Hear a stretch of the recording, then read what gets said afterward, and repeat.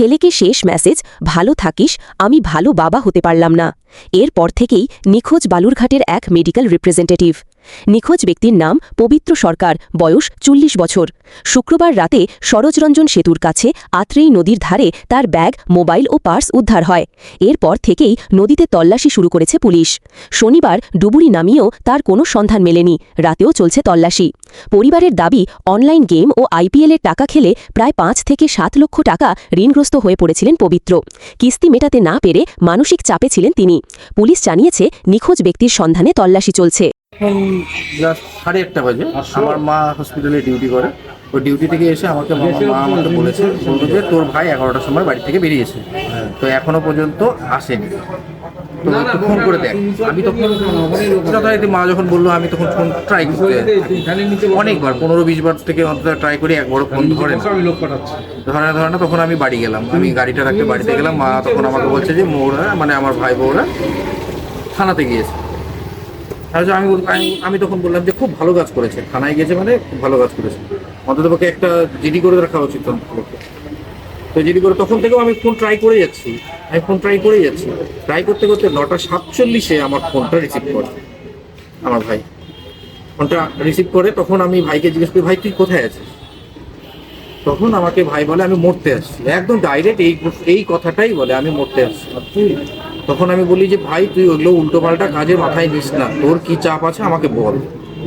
মানে যেটা একটা দাদার কর্তব্য সেটা, সেই বিষয়ে আমি ওকে অনেক রকম কাকুতি মিনতি করে অনেক বুঝালাম, পায়ের ঘড়ি থেকে শুরু করে সব বুঝালাম। কথা বলে না আবার কিছুক্ষণ পরে আবার প্রায় 11 মিনিট 37 সেকেন্ড আমি ওর সঙ্গে কথা বলছি, তখনও থানায় ছিল। যদি একটু মানে পুলিশরা একটু আমাদের সাথে যদি সহযোগিতা করতো, হয়তো আমার ভাইকে আমি পেয়ে যেতাম।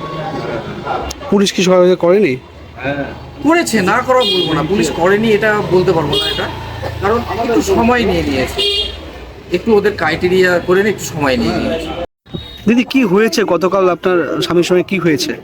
কালকে 11:30টার সময় সুন্দর ফ্রেশ হয়ে শেভিং টেভিং করে ব্যাগ ট্যাগ নিয়ে সুন্দর করে জলের বোতল ভরে দিলাম, জুতা পরলো, সুন্দর করে বেরোলো। বললো আমি হিলি যাচ্ছি, আমাকে একটু ঠান্ডা জল দাও। ঠান্ডা জল দিলাম, বললো শুরু করবো না, কোম্পানি তো সামনের ছবি চাই, তুমি এমনি জুতায় পড়ে যাও। এমনি জুতায় পড়ে গেল। 4:30টার সময় ফোন করলাম, কি গো তুমি আসছো? হ্যাঁ তোমরা খাও, আমি যাচ্ছি, এই তো বইনি চলে আসছি। 5টা থেকে আর ফোন ধরে না, ছেলের ফোন ধরছে না, আমার ফোন ধরছে না, কারোর ফোন ধরছে না। 8:30টায় ছেলের পড়া ছিল, আসো যাচ্ছি, মেসেজ করছে হোয়াটসঅ্যাপে, আসো যাচ্ছি।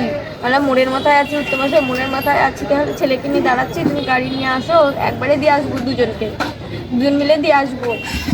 বলে যাচ্ছি, ফোন ধরছে না, মেসেজে উত্তর দিচ্ছে, ফোন ধরছে না। তারপরে 8:40 যেমনি বেজে গেল, আমি বললাম কি গো তুমি কি আসবা না? লিখছে না। তারপরে ছেলেকে ভুলভাল মেসেজ করতেছে, তোর বাবা এই ভালো না, এই দুনিয়াতে তোর বাবার মতো খারাপ বাবা হয় না, ভালো তার কি বা এরকম SMS করছে। ওই SMS করে আমি পাশের বাড়ি একটা বন্ধু আছে তার বাড়িতে গেলাম, বললাম রাজা কি করি বলো তো। তারপরে যদি না এরকম করতে যে সারা রাতের ব্যাপার। থানাতে আসলাম 9টার সময়, থানা থেকে বললো সব অফিসারদের মিটিং চলছে, আপনি আধা ঘন্টা ওয়েট করুন। বসে থাকলাম, থানা থেকে ফোন করলো, ওকে ধরলো, বলছে আমি থানা থেকে ফোন করেছি, আপনি একটু থানাতে আসুন, আপনার ওয়াইফ এখানে আসছে। ও আবার উল্টা দিয়ে করলো, যাচাই করলো থানাতে। আবার আমার ছোট ফোনে ফোন করলো, ছেলের ফোনে, তুমি থানাতে গেছো? তখন আমি ফোনটা ছেলের কাছ থেকে নিয়ে বললাম, হ্যাঁ সকাল থেকে তুমি ফোন ধরতেছো না, কি ব্যাপার? তার জন্য আমি থানাতে এসেছি। তো আমি কিচ্ছু লিখিতে কিচ্ছু দিনই, তুমি আসো, আমরা একসাথে বাড়ি চলে যাবো। তো আস্তে বলছো তুমি থানায় গেছো বউ? আমি তো কিনমোহিনী যাচ্ছি বললো। বলার পর আর ফোন ধরে না।